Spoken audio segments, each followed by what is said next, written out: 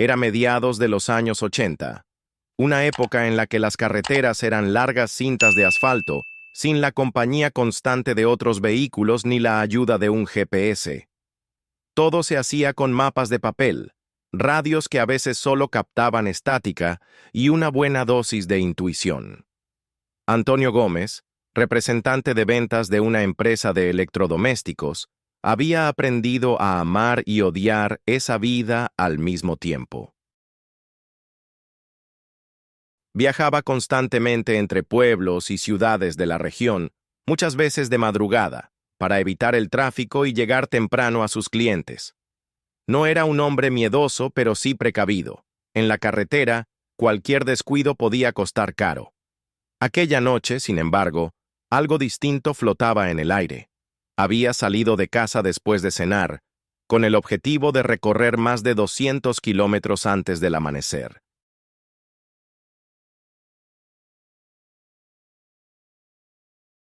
Las primeras horas transcurrieron con normalidad, pero a medida que avanzaba, las nubes comenzaron a cerrarse, y una fina llovizna se convirtió en una tormenta cerrada. Los limpiaparabrisas trabajaban sin descanso, golpeando el vidrio en un vaivén hipnótico. Los faros apenas penetraban la cortina de agua, y la carretera parecía más estrecha de lo habitual.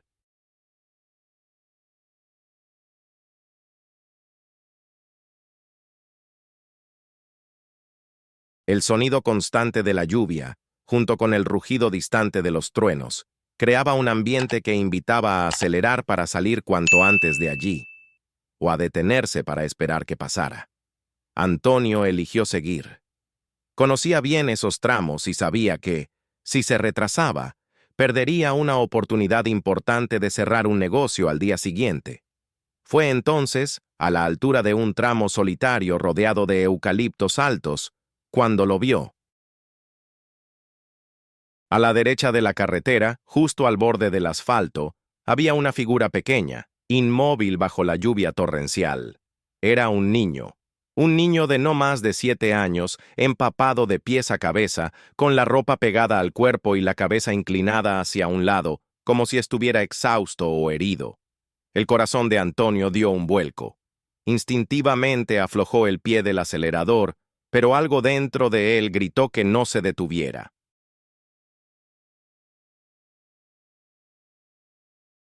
Había escuchado historias de emboscadas, de ladrones que usaban niños para obligar a los conductores a parar.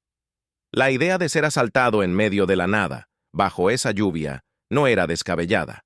Pasó de largo, pero a los pocos metros, la culpa comenzó a clavarse en su pecho como un cuchillo. ¿Y si realmente necesita ayuda?, pensó. ¿Y si nadie más pasa por aquí esta noche? Miró por el retrovisor. La figura seguía allí, inmóvil, como si el tiempo no pasara para él. Antonio respiró hondo, redujo la velocidad y giró el volante, dando la vuelta en medio de la carretera. No sabía si estaba tomando la mejor decisión de su vida, o la peor. Antonio redujo la velocidad al acercarse nuevamente al punto donde lo había visto. La figura seguía allí, igual de inmóvil, con la cabeza gacha y los brazos colgando a los lados. La lluvia caía con tanta fuerza que formaba charcos oscuros alrededor de sus pies descalzos. Detuvo el coche al borde de la carretera y apagó el motor. Durante unos segundos, lo único que se escuchaba era el repiqueteo del agua contra el techo y el vidrio. Antonio bajó un poco la ventanilla. «Oye, niño, ¿estás bien?», gritó, elevando la voz para hacerse oír por encima de la tormenta. El niño levantó la cabeza lentamente. Su rostro estaba pálido y sus ojos, oscuros como la noche misma, parecían no parpadear. No respondió, pero dio un paso hacia el coche. Antonio dudó. Todo su instinto le decía que arrancara de nuevo, que aquello no era normal. Pero sus manos, casi por inercia, fueron al seguro de la puerta y lo destrabaron. «Sube, no puedes quedarte aquí», dijo, abriendo la puerta del copiloto. El niño obedeció sin decir palabra. Subió lentamente, dejando un rastro de agua en el asiento, y cerró la puerta con un suave clic. Antonio puso el coche en marcha y reanudó la marcha. El silencio era espeso, incómodo. La lluvia seguía golpeando, pero dentro del vehículo el aire se sentía extraño, como más frío. ¿Dónde vives?, preguntó Antonio, tratando de romper el hielo. El niño no contestó.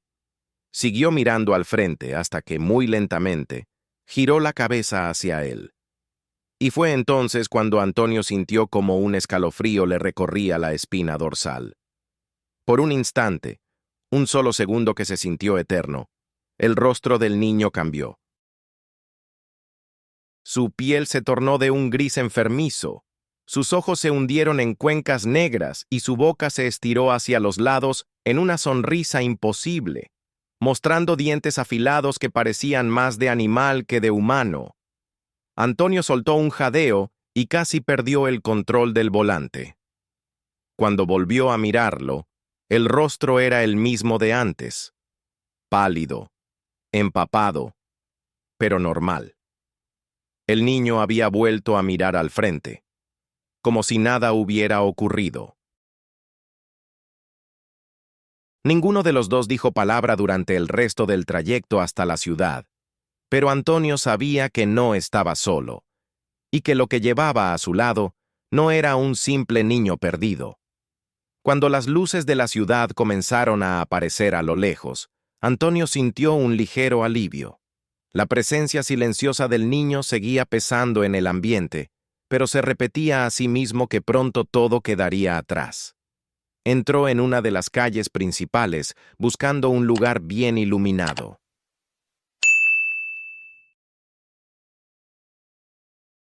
El niño no había dicho una sola palabra en todo el trayecto, y Antonio tampoco tenía intención de prolongar la compañía.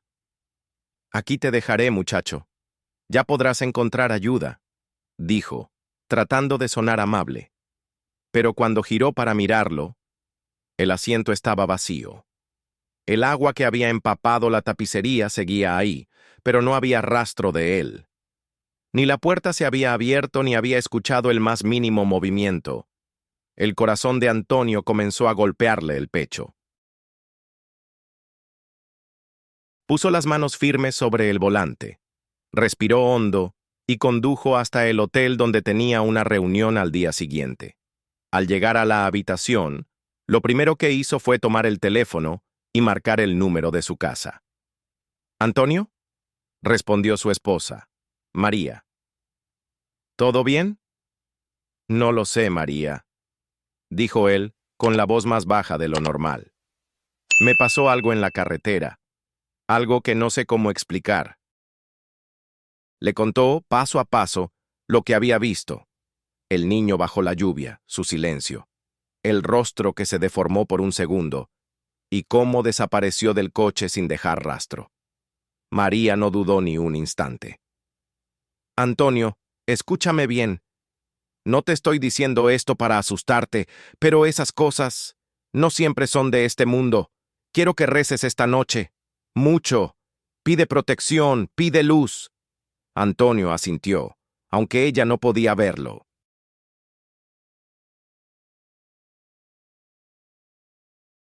Colgó el teléfono con la sensación de que, por más que quisiera, esa noche no dormiría tranquilo. Se sentó en la cama, tomó el pequeño crucifijo que siempre llevaba en el bolsillo de su chaqueta y lo sostuvo con fuerza. No sabía si lo que había visto era real o fruto del cansancio, pero las palabras de su esposa resonaban en su cabeza. Pide protección, pide luz. Esa noche, bajo la lluvia que aún golpeaba las ventanas, Antonio rezó como no lo hacía desde su infancia. La reunión de negocios terminó sin incidentes, pero Antonio no podía concentrarse del todo. Su mente volvía una y otra vez a la figura del niño bajo la lluvia y a esa sonrisa imposible que había visto en la oscuridad del coche. En cuanto terminó su trabajo, condujo de regreso a su ciudad. Llegó al anochecer. María lo esperaba con la cena lista y una expresión de alivio. Antonio trató de sonreír y actuar con normalidad, pero su esposa notó que estaba más callado de lo habitual. decidieron acostarse temprano, buscando descansar después de días de viajes y tensión. La casa estaba en silencio cuando, pasada la medianoche, un grito agudo rompió la calma. Antonio se incorporó de golpe, el corazón acelerado. El grito vino seguido de un segundo y de un golpe seco contra la pared. ¡Papá! ¡Papá! Eran las voces de sus hijos, uno de 9 y otro de 11 años. Antonio corrió por el pasillo hasta la habitación de los niños.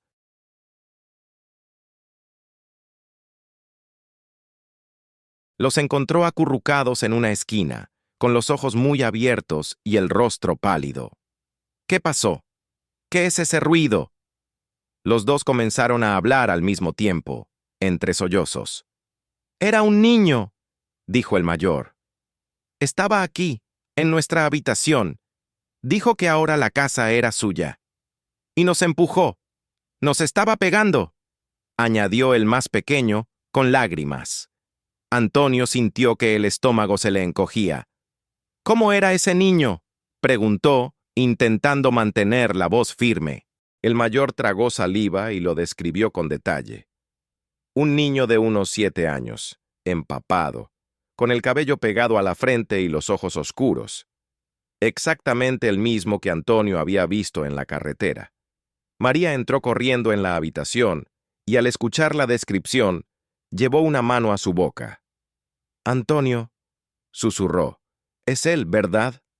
No hizo falta responder. Esa noche no se volvió a dormir.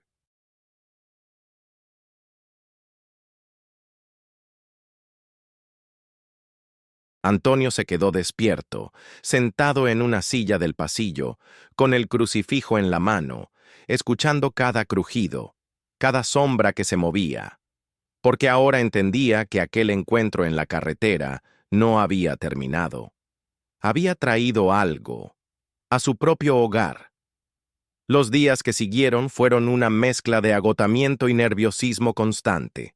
El primer día después del incidente nocturno, Antonio intentó convencer a sus hijos de que todo había sido un mal sueño.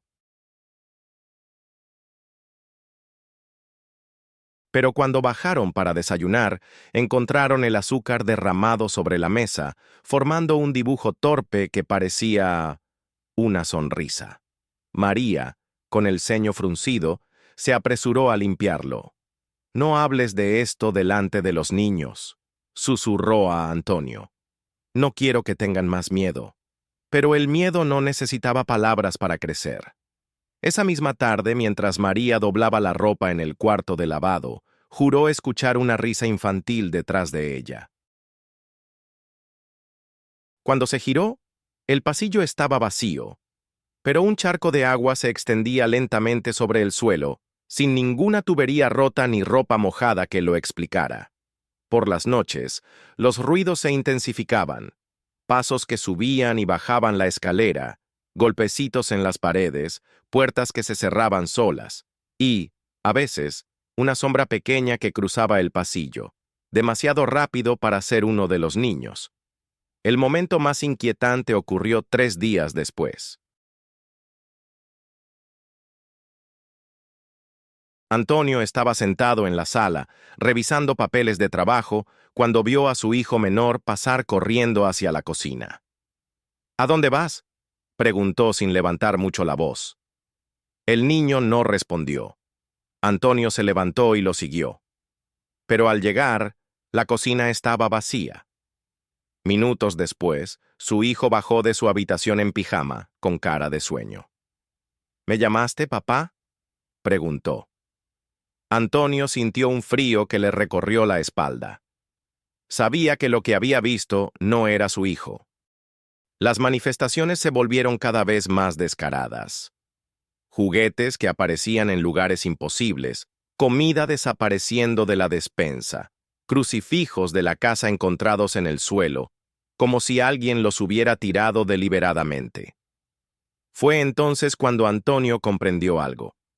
El niño no se marcharía solo, y si no podían echarlo, tendrían que encontrar otra manera de lidiar con él.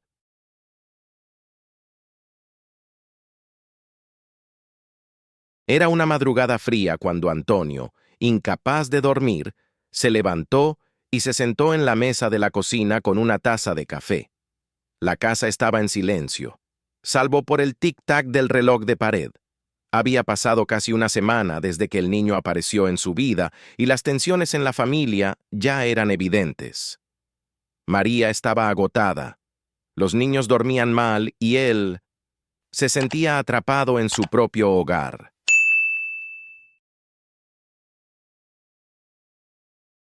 Fue entonces, mientras miraba el vapor del café disiparse en el aire, que una idea absurda le vino a la mente.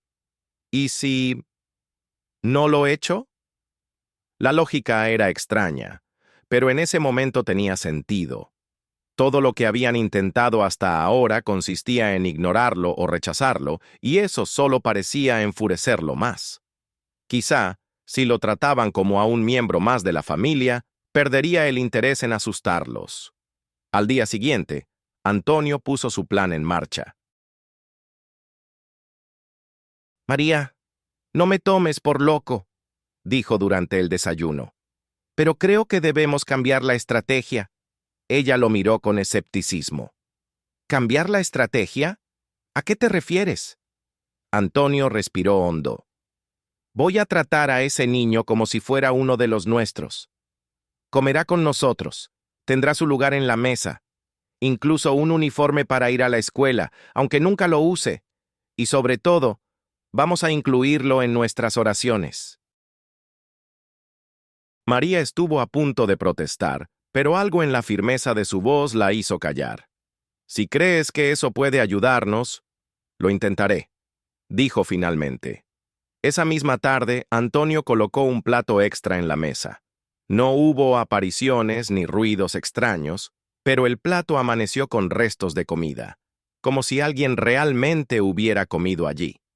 Al día siguiente, compró un tercer regalo junto con los de sus hijos. Lo dejó sobre la cama vacía de la habitación de invitados.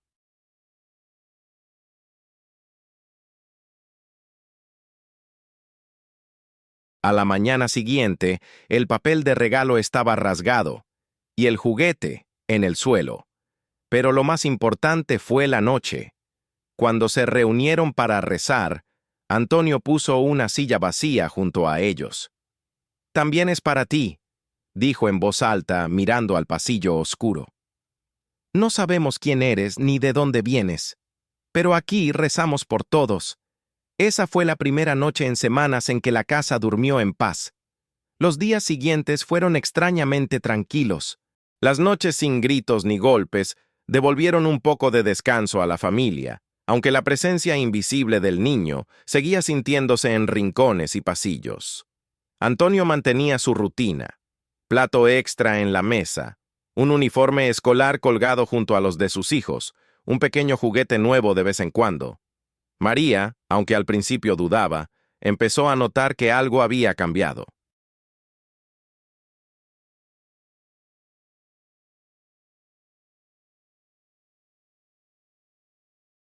Las puertas ya no se cerraban solas, las risas burlonas habían desaparecido, y hasta los crucifijos volvían a quedarse en su sitio. Una noche, mientras servía la cena, María notó que la silla vacía, la del niño, estaba ligeramente apartada de la mesa, como si alguien la hubiera movido para sentarse. No había nadie visible, pero el plato que ella misma había colocado estaba un poco girado, y el vaso de agua tenía menos de la mitad. Antonio, susurró.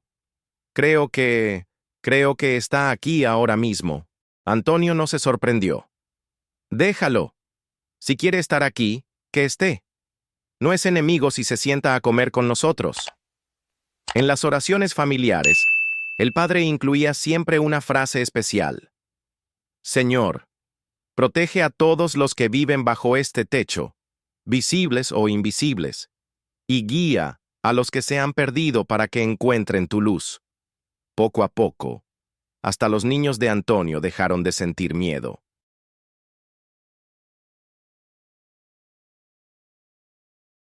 A veces hablaban en voz baja, como si conversaran con alguien más en su habitación, y una risa infantil, ahora suave, no burlona, se mezclaba con sus juegos. Una tarde de domingo, al volver de la iglesia, Antonio encontró en la puerta de la casa un pequeño ramo de flores silvestres. Nadie en la familia lo había dejado ahí. Él entendió el gesto como una señal. Aquel niño, fuera lo que fuera, estaba respondiendo.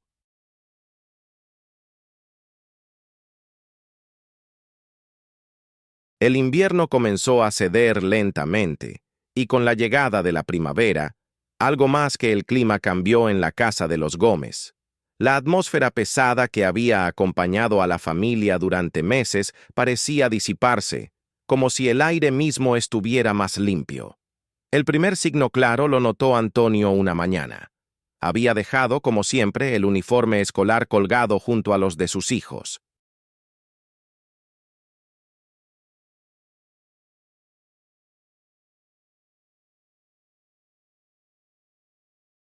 Pero ese día, el pañuelo bordado con las iniciales de su hijo menor, que siempre estaba en el bolsillo del uniforme, apareció doblado con cuidado sobre la mesa de la cocina. Nadie en casa dijo haberlo tocado. En otra ocasión, María estaba sola en casa preparando el almuerzo cuando escuchó el arrastrar suave de una silla. Al girarse, vio que la silla vacía, la del niño, estaba ya en su lugar, con el plato perfectamente centrado. No había agua en el suelo, ni huellas de barro, nada que delatara un intruso físico, solo una quietud extraña y una sensación de compañía. Los hijos de Antonio, que antes lloraban por las noches, comenzaron a dormir tranquilos, y cuando despertaban, hablaban de sueños en los que jugaban en un prado con un niño que reía de verdad, no con esa risa burlona del inicio. Pero fue una noche, durante la oración familiar, cuando Antonio tuvo la certeza de que algo estaba cambiando profundamente. Mientras todos rezaban en voz baja, sintió una brisa cálida recorrer la sala, como si alguien hubiera abierto una ventana invisible que dejaba entrar luz. No era un viento común. Traía consigo un aroma a flores silvestres, el mismo que había sentido el día del pequeño ramo en la puerta. Antonio no abrió los ojos durante la oración, pero supo que el niño estaba allí, no en la penumbra, sino junto a ellos, escuchando cada palabra. Esa noche, nadie escuchó ruidos, ni pasos, ni golpes, solo el silencio reconfortante de un hogar en paz. Pasó un año desde aquella noche de tormenta en la carretera. Antonio había mantenido su rutina con disciplina. El plato extra, el uniforme, el regalo ocasional y, sobre todo, las oraciones. Era parte de su vida, tanto como sus viajes de trabajo o las comidas en familia. Pero una mañana de verano, algo cambió. Mientras María servía el desayuno, notó que el plato extra estaba intacto. Nadie lo había tocado, ni el vaso de agua, ni el pan. Quizá hoy no tenga hambre, dijo ella, medio en broma, pero con un nudo en la garganta. Al día siguiente, lo mismo. Y al tercero, Antonio encontró la silla vacía perfectamente alineada con la mesa, como si nunca hubiera sido movida. Esa noche, durante la oración, Antonio sintió el impulso de decir algo diferente. Señor, gracias por todo aquel que nos has confiado, visible o invisible. Si alguno de ellos ya ha encontrado tu luz, llévalo a casa y que descanse en paz. El aire se volvió más cálido, y por un instante, Antonio creyó escuchar unos pasos pequeños que se alejaban, subiendo una escalera inexistente hasta perderse en el silencio. Desde ese día no hubo más ruidos, ni travesuras, ni presencias. La casa volvió a ser solo de la familia, o al menos eso parecía. A veces, Antonio se encontraba mirando por la ventana en las noches de lluvia, esperando ver una figura pequeña junto a la carretera, pero nunca volvió a aparecer. Y así quedó la pregunta, como un eco sin respuesta. ¿Había sido la fe lo que lo liberó? ¿Era un demonio que se marchó al sentirse fuera de lugar? ¿O tal vez solo un alma perdida que, al fin, encontró el hogar que buscaba.